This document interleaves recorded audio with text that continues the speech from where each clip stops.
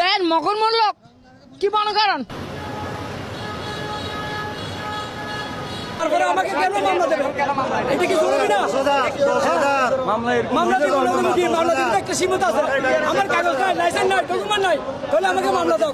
কিন্তু আমার সবকিছু ওকে, আমাকে কিভাবে এই 10,000 টাকার মামলা দেবো? দিতে পারে? এটা কি অন্যায় না? পুরো জুলুম না? আমরা কোন দেশে বসবাস করি?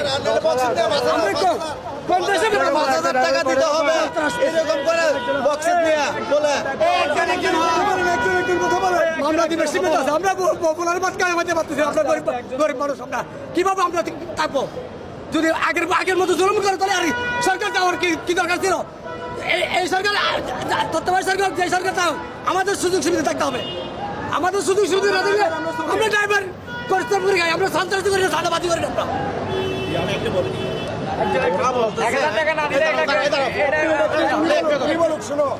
ওরা বলতেছে এখন বর্তমানে পুলিশেরা হামলা করতেছে, জামিলা করতেছে। অনেক সময় তারা গাড়ি এভাবে চলাফেরা করে। আগে মামলা নিতে একরকম, টাকা নিতে কম, এখন টাকা বেশি নেই। টাকা নেওয়ার পর 15 দিনের ভিতর মামলা নিতে হবে। 17 দিনের ভিতরে মামলা নিতে না পারে, আবার টাকার অ্যামাউন্টটা বাড়ে হয়ে যায়, ডবল মামলা হয়ে যায়। ডবল মামলার পরে তারা হইতেছে আমরা গাড়ি ভাড়া দেবো নাকি আমরা এখানে গ্যাস ভাড়া দেবো,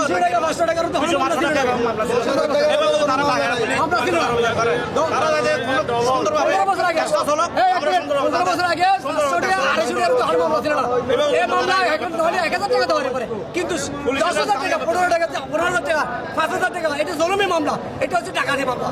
সন্ত্রাসী আমরা সন্ত্রাসী থেকে বেশি করতেছে।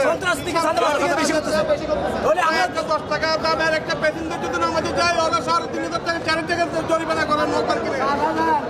আর আমরা তো রুট পারমিট আছে গাড়ি।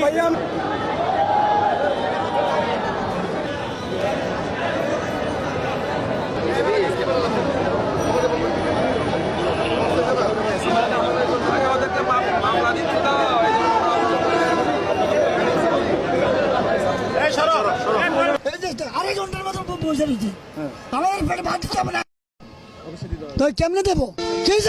কিসের যে এটা আন্দোলন করছে সেটা করুক না। বাবারে আমি কি বলবো, আমি সাধারণ মানুষ, আমি যে 2 ঘন্টা 2.5 ঘন্টা একটা যাত্রী নিয়ে বসে রয়েছি, আমার 1 পয়সা ভাড়া দিবে? আপনি বলেন, আপনি বলেন না। এটা এরকম হাজার হাজার লোক নিয়ে বসে রয়েছে। সাধারণত সাফারি আছে, এখানে কেউ বলার কিছু নেই।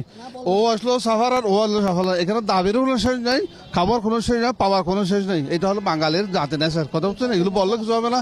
যতক্ষণ পর্যন্ত আমরা নিজেদের সচেতন হই, নিজেদের সচেতন হই, তাহলে কিচ্ছু হবে না। অমুক আসুক অমুক, এগুলো বলে লাভ কি, কিচ্ছু হবে না।